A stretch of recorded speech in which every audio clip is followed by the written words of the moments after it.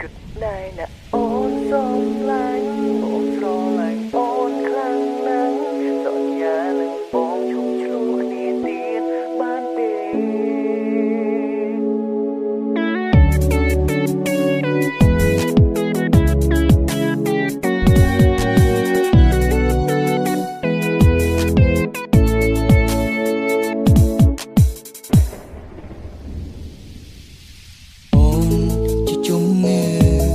ធ្វើឲ្យបងនឹករាល់ថ្ងៃបើមិនបាននិយាយទូរស័ព្ទជាមួយនឹងใครបងគេងមិនលួងដឹងខ្លួនច្បាំងហើយថាទូរស័ព្ទជាមេនបញ្ហាឲ្យតែចាប់ផ្ដើមនិយាយពេលណា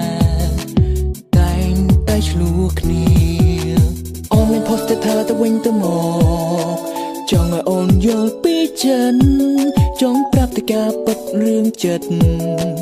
ថាបោះស្នេហ៍អូន Good night ណាអូនសំឡាញ់បងស្រឡាញ់អូនខ្លាំងណាស់សន្យានឹងបងឈប់ឆ្លោះគ្នាទៀតបានទេ Good morning my honey គ្រប់នាទីបងខែពីជីវ៉ាចង់ឲ្យគូស្នេហាយើងរីករាយរហូតទៅ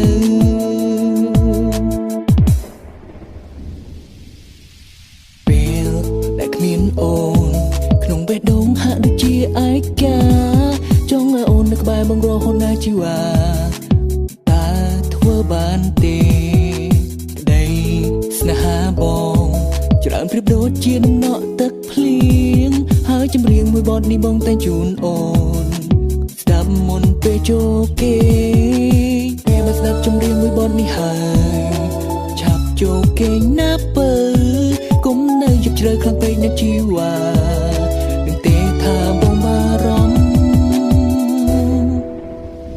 Good night ណាអូនសំឡាញ់បងស្រឡាញ់អូនខ្លាំងណាស់សន្យានឹងបងឈប់ឆ្លោះគ្នាទៀតបានទេ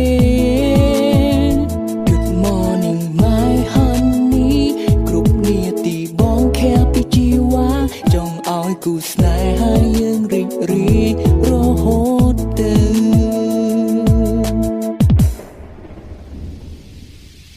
ฉันรักเธอฉันต้องการเธออยากให้เธอเข้าใจฉันนะรูปបងจงមានស្នេហាដែលគ្មានការបែកបាក់នឹងរូបអូនសូមមានស្គូនមេត្តាឈប់ខំងទីទៅជីវ៉ាសន្យាថានឹងធ្វើសង្សារដែល sweet with អូន Good night ណាអូនសំឡាញ់បងស្រឡាញ់អូនខ្លាំងណាស់សន្យានឹងបងឈប់ឆ្លោះគ្នាទៀតបានទេ Good morning my honey គ្រប់នាទីបងខែពីជីវ៉ាចង់ឲ្យគូស្នេហាយើងរីករាយរហូត